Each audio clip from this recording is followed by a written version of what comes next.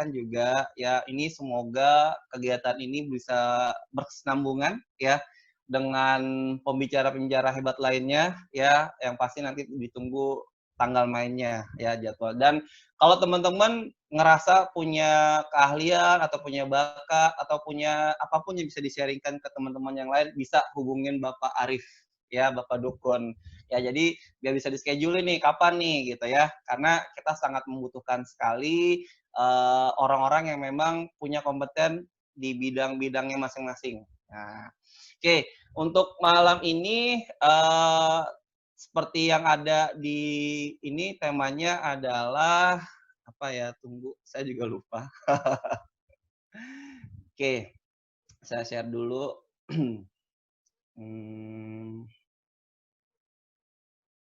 Sebentar. Ya, temanya adalah cara cerdas berbisnis modal minim tanpa hutang. Keluar ya, sudah keluar ya slide saya ya, ada ya.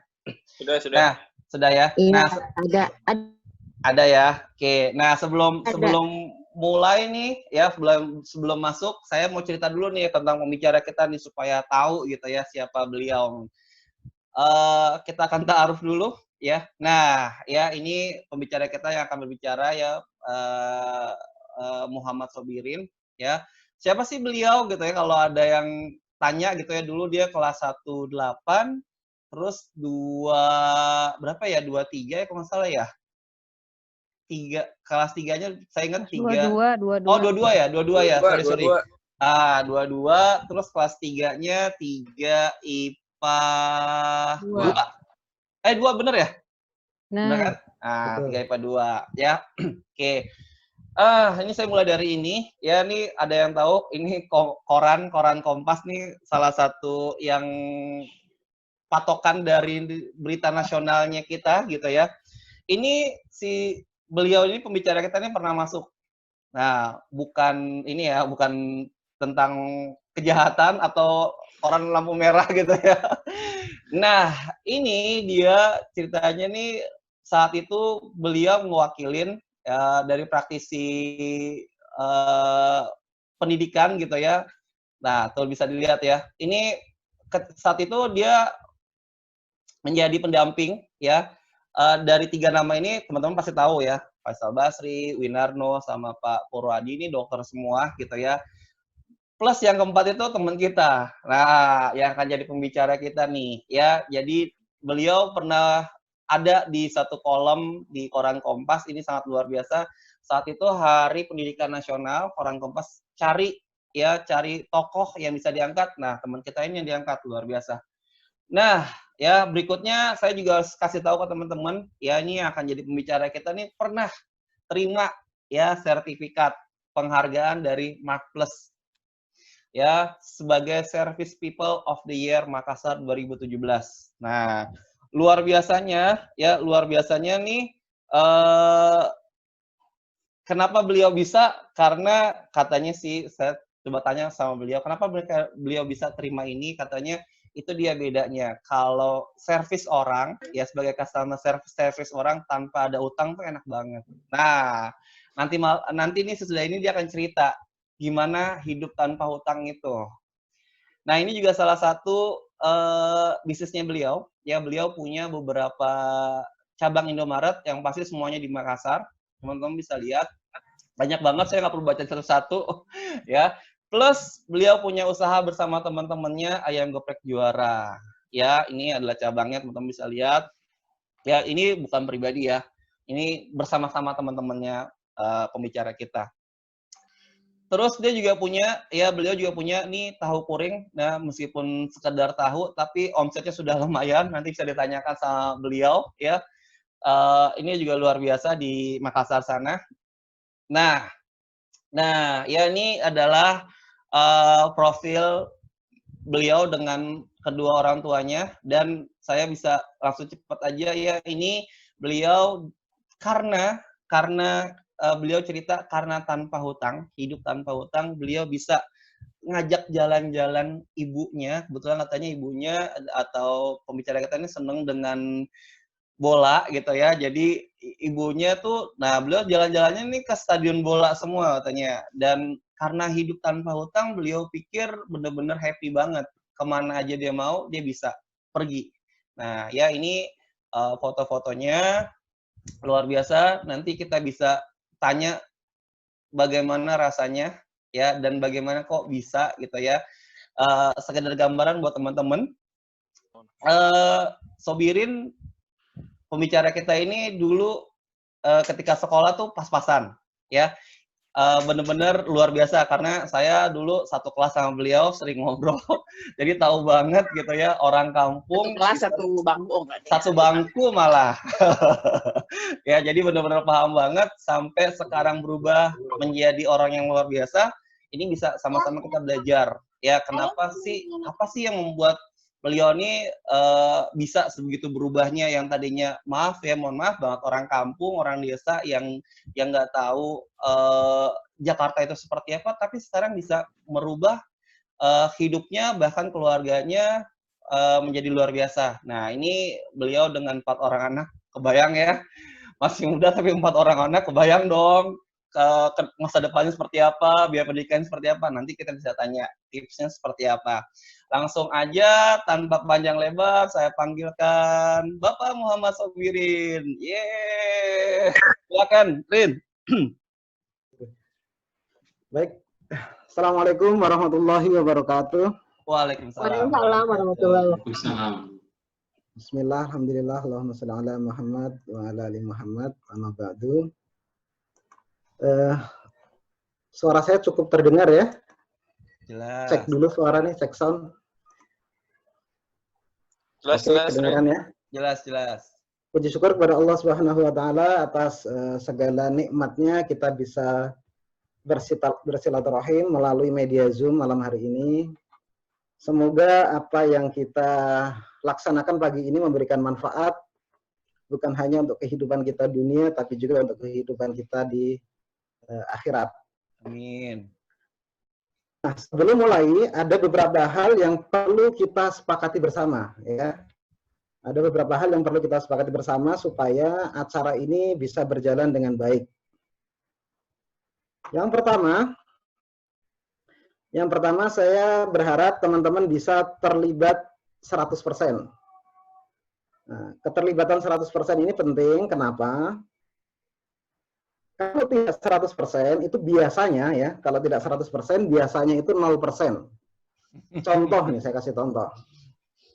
Misalnya ada akad nikah ya, akad nikah calon wali dari calon mempelai wanita sudah mengucapkan kata ijab.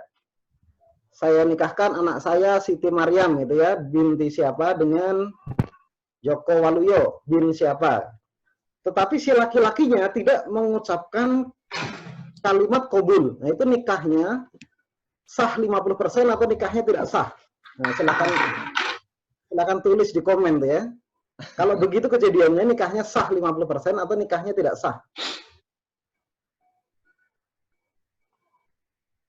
Belum ada yang tulis ini? Oh, ya kedengeran nih. Itu apa? Oh, nggak kedengeran? Kedengeran? Oke. Oh, Cek sound, oke. Oke, tidak sah ya. Oke, tidak sah. Oke.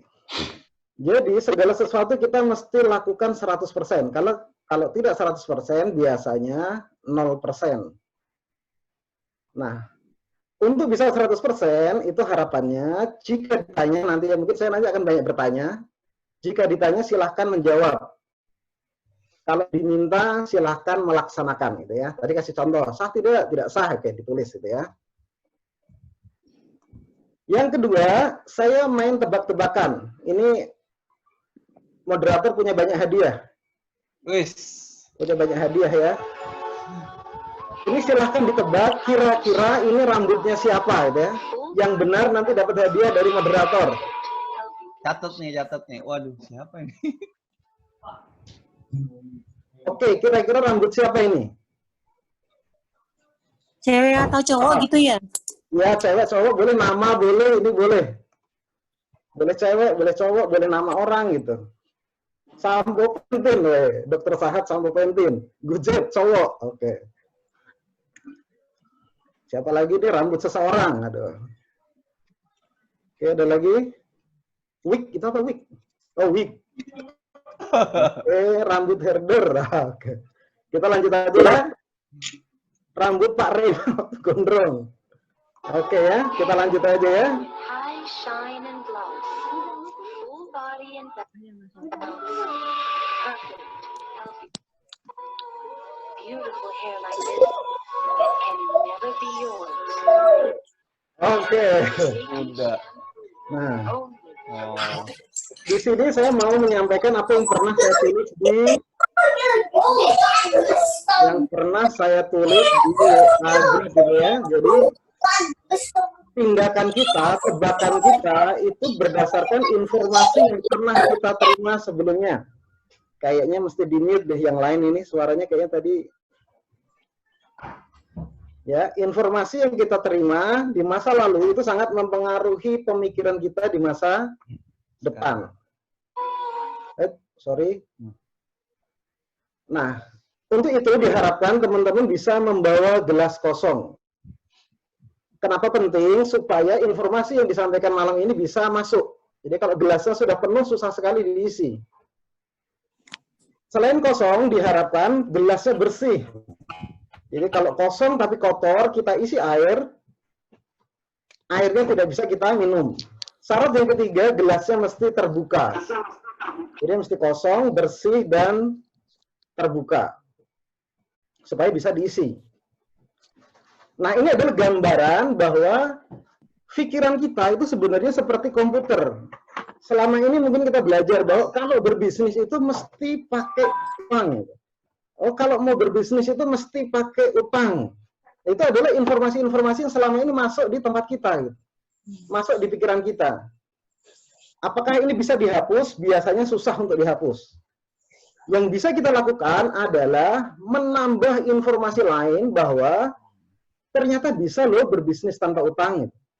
Semakin banyak informasi baru tentang bisnis, informasi baru tentang utang, harapannya informasi-informasi lama yang ada di kepala kita bisa ketutup dengan informasi yang benar.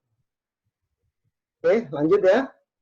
Oke, lanjut. Kalau ada yang penting silakan dicatat. Oke. Nah, kenapa utang itu penting untuk dibahas? Karena ini pengalaman ya. Utang itu membayar sebuah kepastian.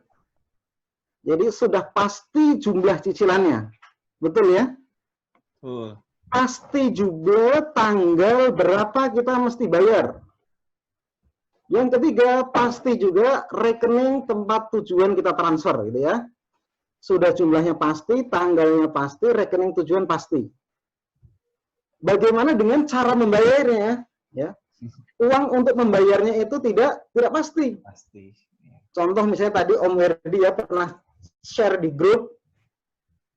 Saat ini jualan sepatu lagi sepi. Jadi utang itu membayar sebuah kepastian dengan ketidakpastian.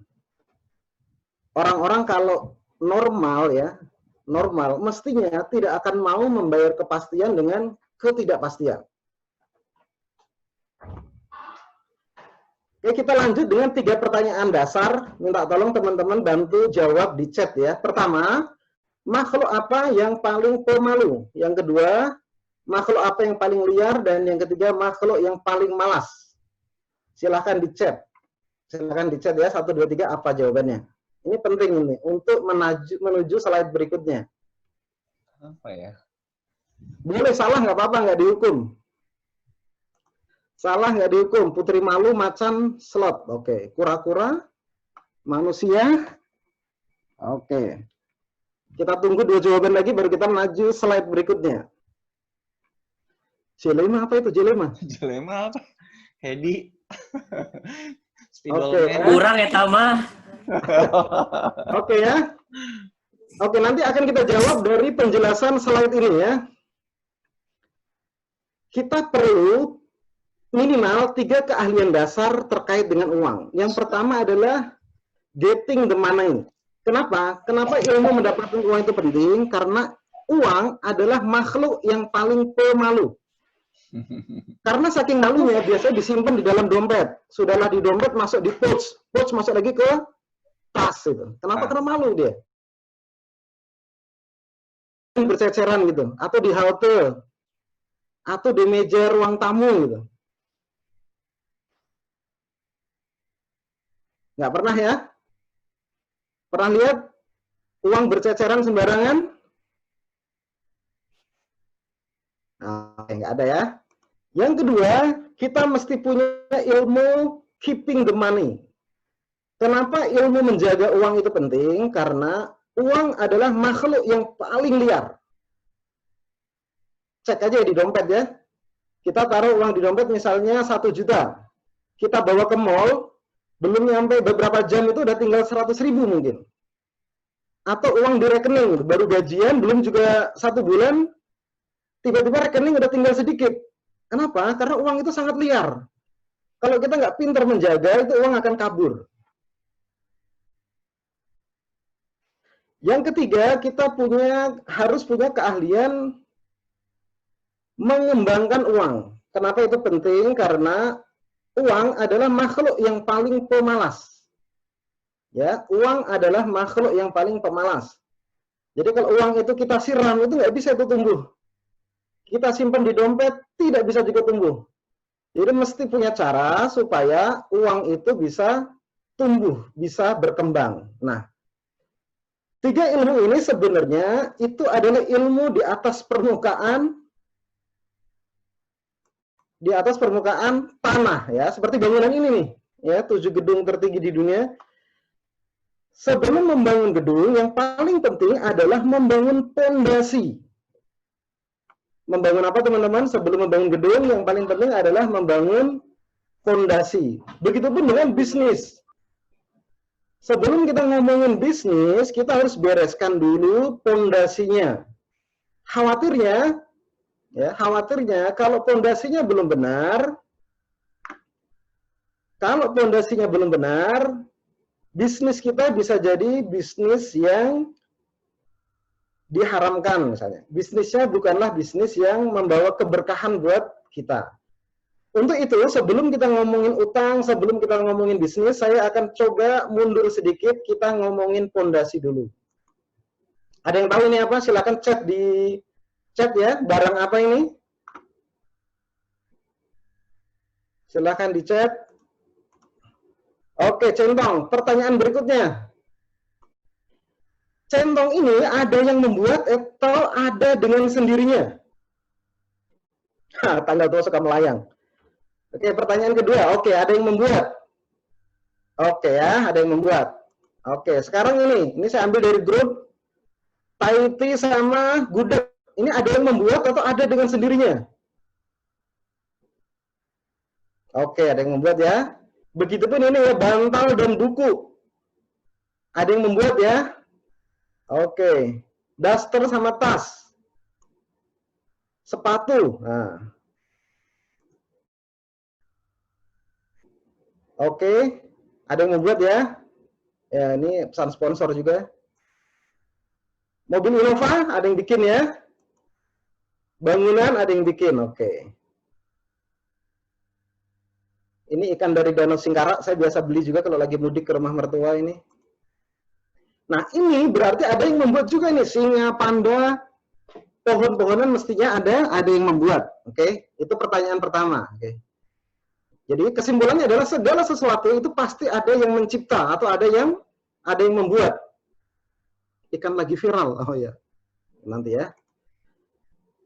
Yang kedua, ini terkait lampu merah. Jadi lampu merah itu kalau di perempatan, jika satu sisi warna hijau, biasanya 3 sisi lainnya warna merah.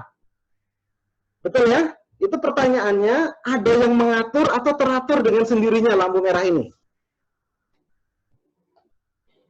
Ada yang mengatur atau teratur dengan sendirinya? Oke, ada yang mengatur ya. Oke, ada yang mengatur jawabannya. Pesawat terbang dengan ketinggian 1000 kaki, parkir di sisi sini, itu ada yang mengatur atau teratur dengan sendirinya?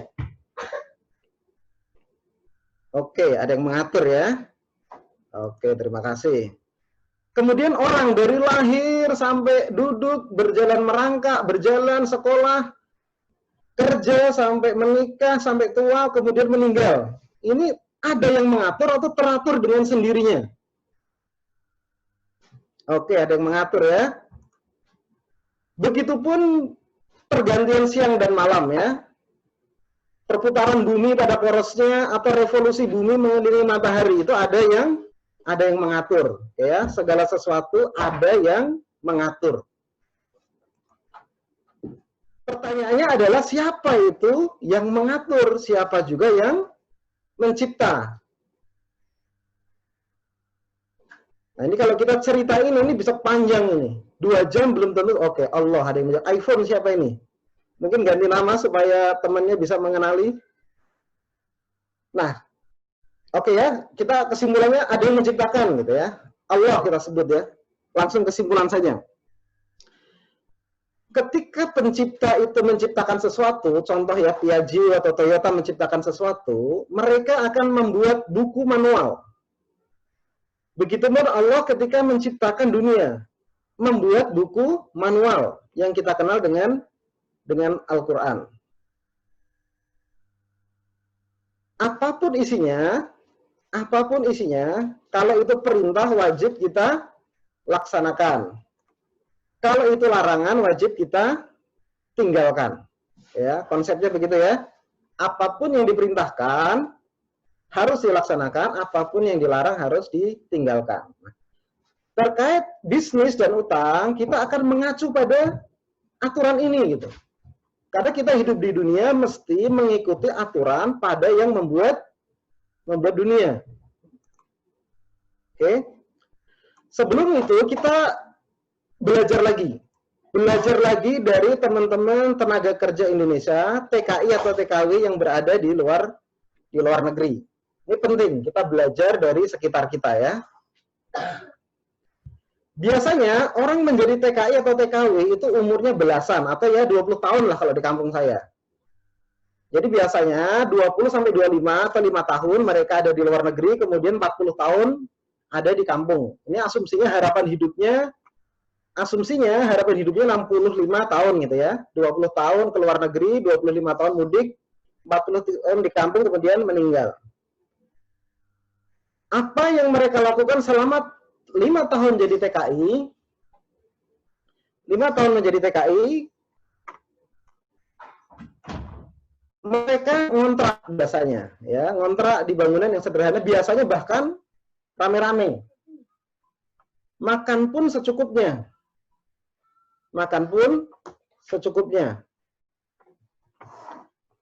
Kenapa? Karena mereka menabung untuk keperluan 40 tahun di kampung halamannya. Mereka menunda banyak keinginan. Untuk apa? Untuk membangun rumah di kampung. Pengorbanan selama 5 tahun itu akan mereka nikmati selama 40 tahun di kampung. Jadi mereka bisa punya rumah, punya bisnis atau lahan pertanian biasanya. Mereka bisa menikmati hidup gitu. Selama 40 tahun di kampung. Kita belajar di sini, ya, kita belajar bahwa kita mesti selama hidup di dunia itu tujuannya adalah untuk kepentingan yang lebih panjang, yaitu di mana? Di kampung akhirat. Nih ya. Mungkin saya persingkat saja penjelasannya. Jadi garis antara lahir sampai mati itu kan sangat kecil, sangat sedikit. Padahal kehidupan setelah kematian itu sangat panjang. Sangat panjang, tidak terhingga.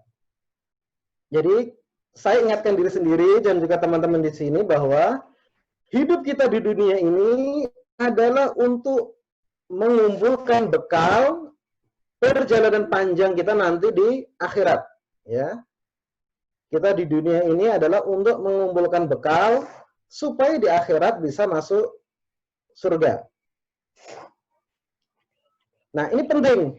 Kalau ini kita pahami bahwa ternyata untuk kepentingan dunia itu kita mesti berpedoman pada tadi buku manual yang disebut Al-Quran.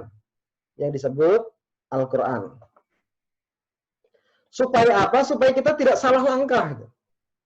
Kita berbisnis juga begitu. Berbisnis itu dalam rangka mengumpulkan bekal untuk kehidupan akhirat. Jadi apapun tindakan kita di dunia, itu adalah untuk kepentingan kepentingan perjalanan panjang kita nanti di kampung akhirat. Oke. Kita konsisten ya, konsisten kita berpedoman pada Al-Quran.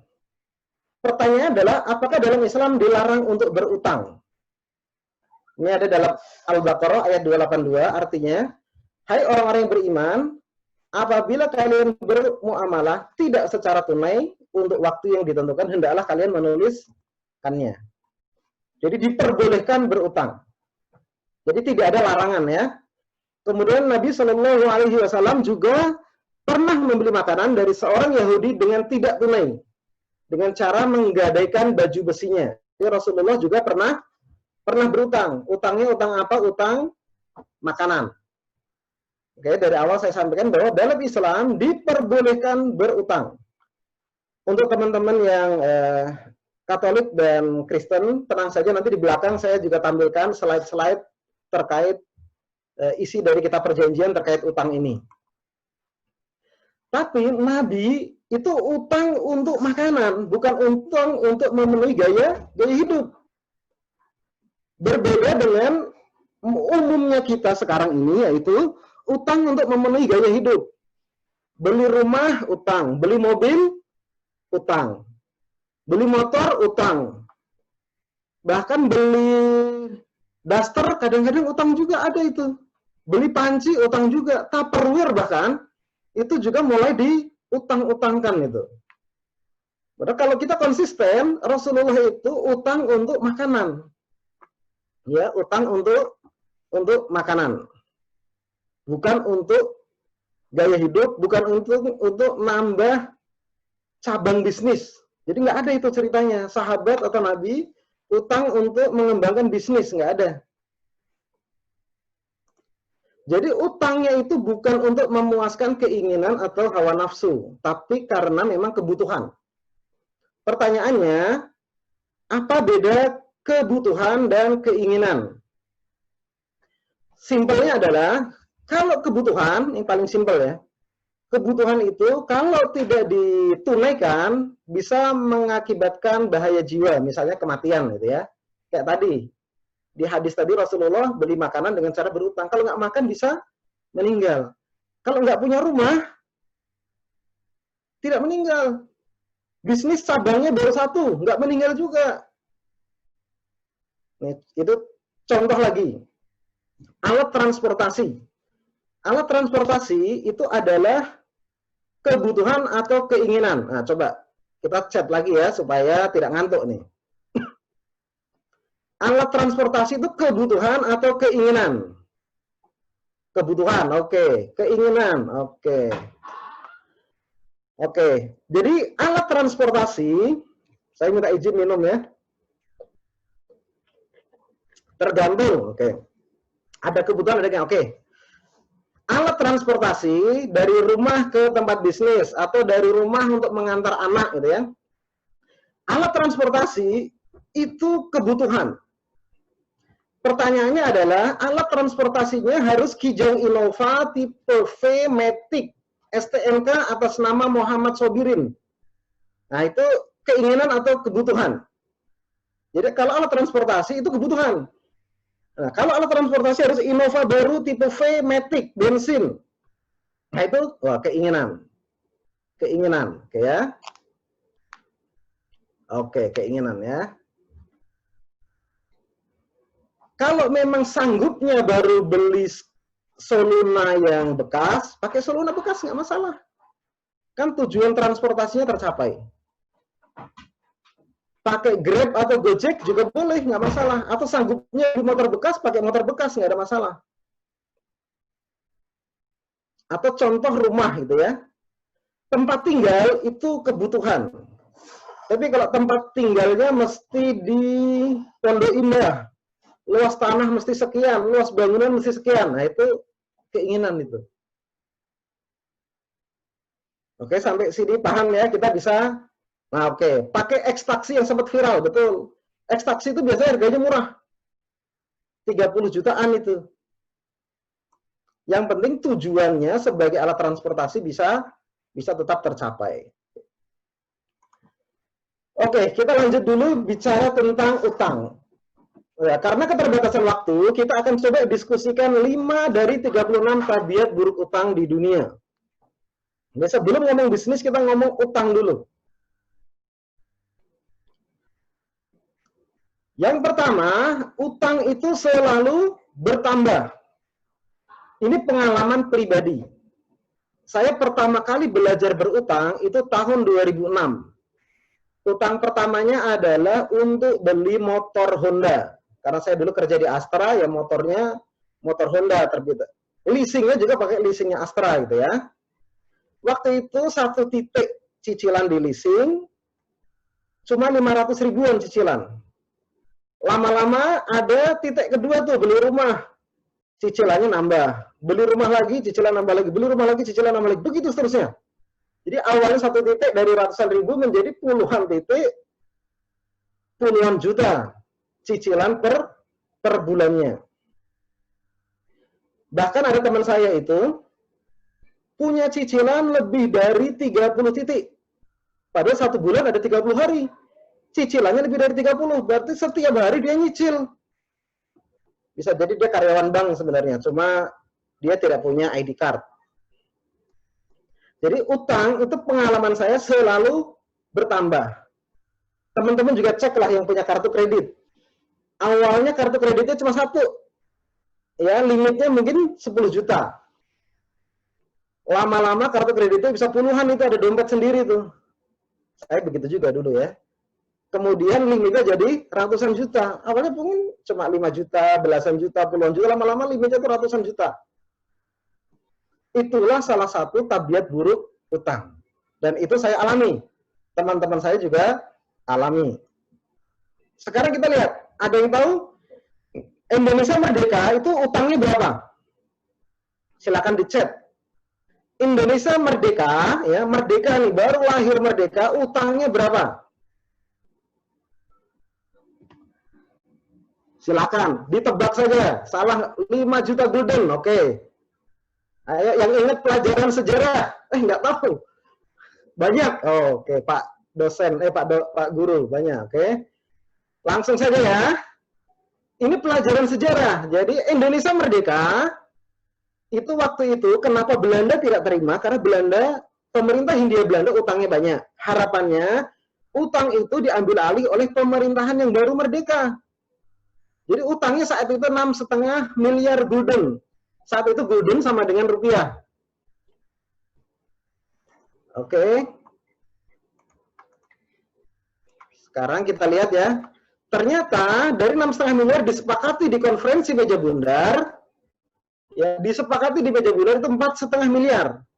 Jadi Indonesia baru lahir punya utang 4,5 miliar.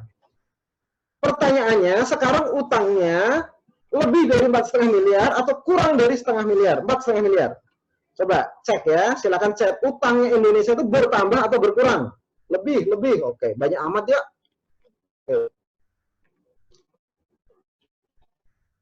Oke. Kita lihat faktanya. Ya, kita lihat faktanya. Tahun 2017 utangnya 3.000, sekarang berapa? April 2020 utangnya 5.000 triliun.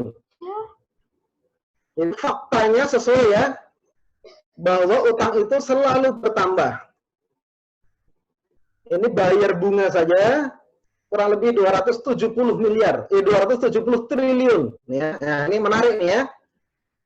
Pemerintah cari utang cuma bisa buat bayar bunga utang. Jadi utang untuk bayar bunga. Ini juga ada 18 pemerintah masih bayar bunga.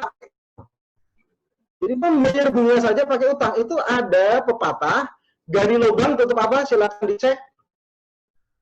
Gali lubang tutup, silakan dicek. Gali lubang tutup apa itu? Kalau kata pepatah, gali lubang tutup lubang. Oke. Kalau gali lubang tutup lubang itu masih mending. Lubang yang lama ketutup, lubang yang baru kebuka. Kalau bayar bunga pakai utang itu gali lubang tutup empang. Jadi empangnya nggak ketutup, lubangnya nambah di mana-mana. Ya, itu namanya gali lubang tutup empang.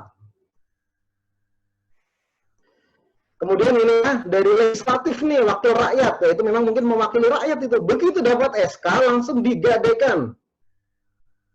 Ya, begitu dapat SK langsung digadaikan. Fenomena anggota DPRD gadaikan SK ke bank. Kalau orang punya utang, bagaimana mereka bisa menjalankan fungsinya dengan baik? Itu pertanyaan besar.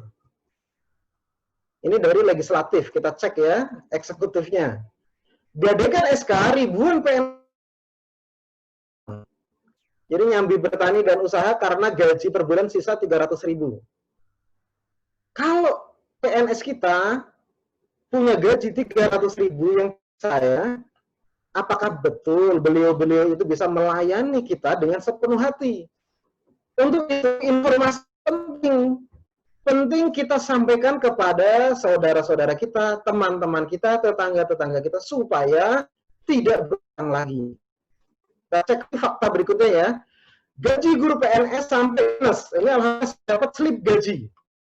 Ya, saya dapat slip gaji ini. Ada potongan untuk korpri, koperasi, BPD, bond, rekening. Jadi total potongannya 13,4 juta. Beliau ini PNS. Kira-kira gajinya berapa PNS? Silahkan diketik. Kira-kira aja, salah nggak apa-apa. Silahkan dicet.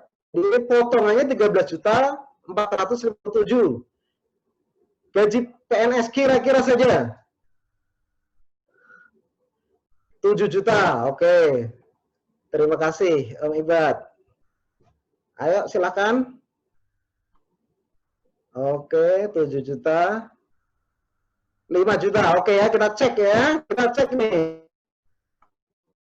Ternyata gajinya 4,6 juta. Jadi berapa gaji yang diterima? Berapa yang diterima di rumah? Kurang 8,7 juta. Saya bingung nih bendahara ini gimana caranya ini. Gaji minus. Jadi kasihan sekali. Teman-teman kita, saudara-saudara kita yang jadi ASN yang punya utang. Jadi semoga teman-teman di sini saya doakan. Yang hadir di sini yang punya utang, semoga utangnya segera lunas. Yang punya bisnis, bisnisnya segera berkembang, berkah, berlimpah. Oke, kita lanjut ya. Selalu bertambah ya. Sampai kalau perusahaan itu pilot. Ini contoh Primagama. Nah ini, Nyonya Menir itu manusia terkuat. Berdiri sejak 1919. Beliau nggak sanggup juga itu berdiri gara-gara utang. Ini ya. Berdiri sejak 1919. Itu kuat sekali Nyonya Menir ya. Sekarang sudah tak sanggup berdiri gara-gara utang. Sariwangi juga ya. Pilot gara-gara utang. Negara juga ada. Mungkin teman-teman bisa googling negara-negara yang pilot gara-gara utang. Ini para pejuang nih ya, anggota Legiun Veteran Republik Indonesia yang harusnya mereka menikmati masa tua untuk momong cucu, ternyata tidak bisa. Kenapa? Karena punya utang. Itu yang pertama. Yang kedua, orang yang berutang, tabiat buruknya adalah suka dusta dan ingkar janji. Ini pengalaman pribadi juga. Bahkan berdusta itu sebelum kita berutang. Jadi dulu sebelum kita ke bank, itu kita siapkan itu laporan keuangan yang bagus. Rekening keuangan yang bagus. Supaya apa? Supaya pengajuan kreditnya disetujui. Atau ketika pengalaman orang lain ini ya. Ya pengalaman saya lah ya. Ketika utang pribadi ke orang. Ketika ditagih, Mas Sobirin kapan utangnya dibayar? Gitu. Jawabnya kapan? Besok. Besok ditagih lagi, kapan dilunasi? Lusa. Oke. Lusa ditanya lagi, minggu depan. Minggu depan ditanya lagi, bulan depan. Bulan depan ditanya lagi, tahun depan. Memang begitu. Itu adalah salah satu fakta tabiat buruk orang yang berutang. Dan ini sudah Rasulullah ingatkan 1400 tahun yang lalu. Jadi ini ada sebuah hadis yang diriwayatkan oleh Aisyah radhiyallahu anha. Jadi saya baca artinya aja ya, yang merah ya. Jadi Rasulullah itu sering berdoa di dalam sholatnya. Saya baca yang merah saja. Ya Allah, sesungguhnya aku berlindung kepadamu dari hal-hal yang menyebabkan dosa dan dari berutang. Sahabat bertanya, betapa sering engkau berlindung dari utang ya Rasulullah? Apa jawab Rasulullah? Sesungguhnya seseorang yang biasa berutang, jika dia berbicara, maka dia berdusta. Dan jika dia berjanji, maka dia mengingkari. Nah, coba teman-teman cek. Ada nggak temannya yang suka berdusta? Terus ingkar janji? Atau kalau nonton media atau nonton TV, ada nggak orang yang suka berdusta atau ingkar janji? Itu salah satu kemungkinannya adalah orang itu suka berutang. Gitu ya. Yang ketiga, hilangnya kemesraan. Ini juga saya alami. Ketika cicilan dulu banyak sekali, nah itu sama istri susah sekali bisa mesra. Sama anak juga susah bisa mesra. Kenapa? Karena setiap malam kita biasanya cek rekening. Apakah cukup untuk di auto debit besok bayar cicilan. Begitu tidak cukup, ya, begitu tidak cukup, anak nanya PR kita bisa marahin. Ya, Mas Maria. Nah, sekarang alhamdulillah enggak gitu. Itu tabiat buruk orang yang berutang. Biasanya panas di keluarga. Dan ini juga ada faktanya, Bapak Ibu, teman-teman ya. Gugat cerai karena suami terlilit utang. Padahal katanya dulu berjanji sehidup semati. Begitu suami punya utang, digugat cerai. Karena keluarga berantakan. Nah, teman-teman yang punya kenalan di pengadilan agama, silakan dicek. Perceraian itu mayoritas disebabkan karena faktor ekonomi. Dan kalau dicek lagi faktor ekonomi apa, itu adalah karena utang piutang.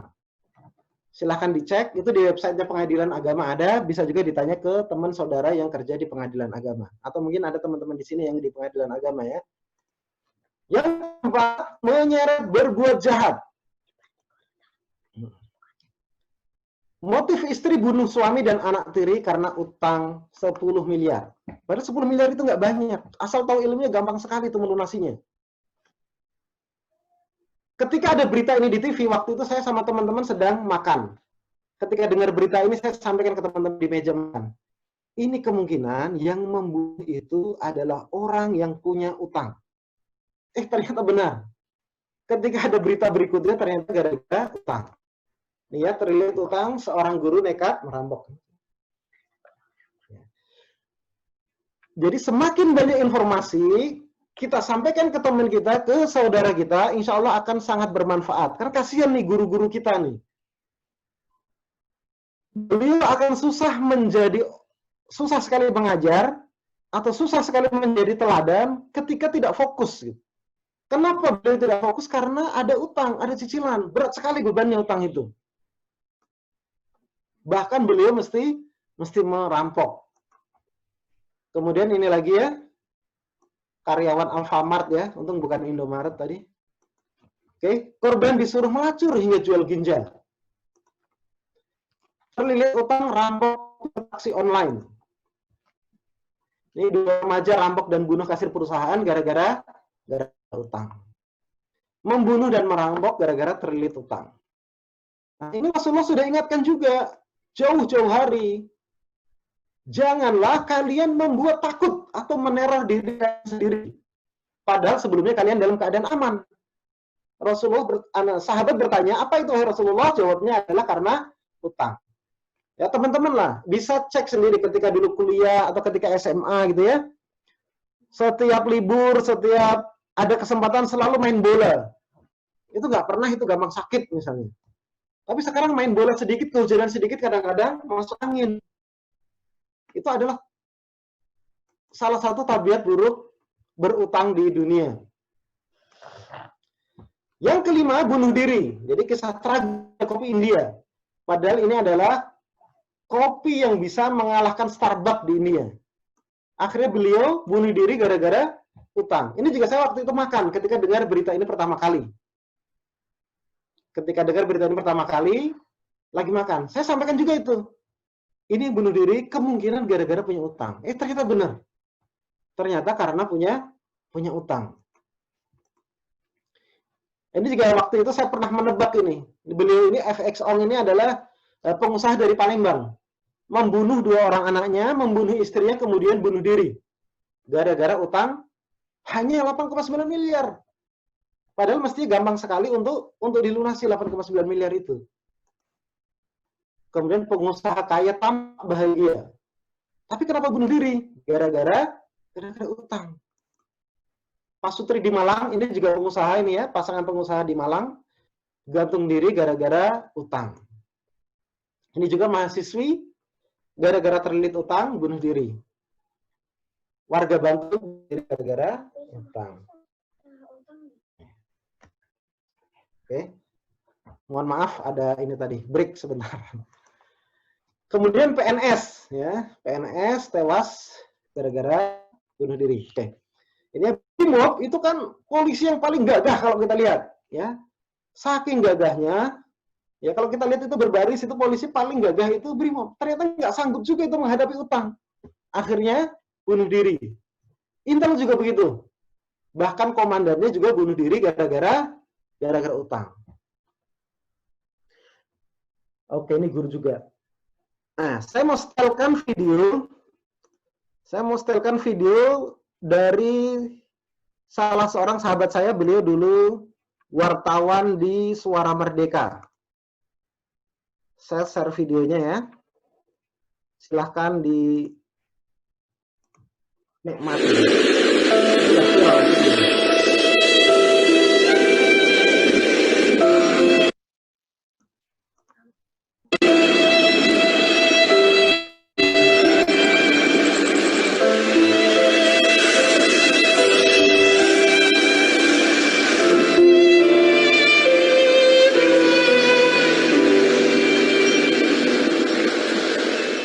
Jenengan pensiunan PNS golongan pinten Pak? 4B.